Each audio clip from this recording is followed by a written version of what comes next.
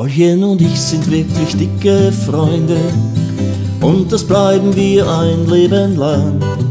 Wir lieben Tiere, Wälder und das Spielen unserer Gitarren und auch den Gesang. Wir lieben Tiere, Wälder und das Spielen unserer Gitarren und auch den Gesang.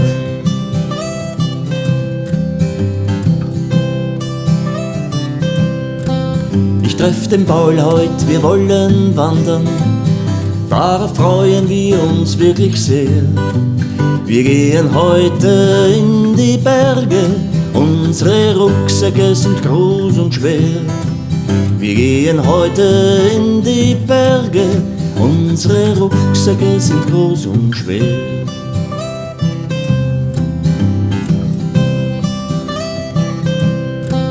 Es geht durch Wälder, Bäche, tiefe Schluchten, auch die Sonne meint es mit uns gut. Wir tragen Farben tief im Herzen, unseren Kopf, den schützt ein bunter Hut.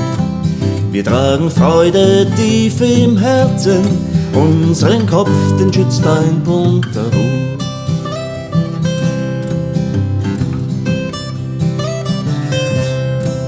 Wir waren glücklich heut und strahlten freudig, so viele Tiere wollten uns heut sehen. Wir beschließen bald zu treffen, das nächste Abenteuer zu bestehen. Wir beschließen bald zu treffen, das nächste Abenteuer zu bestehen.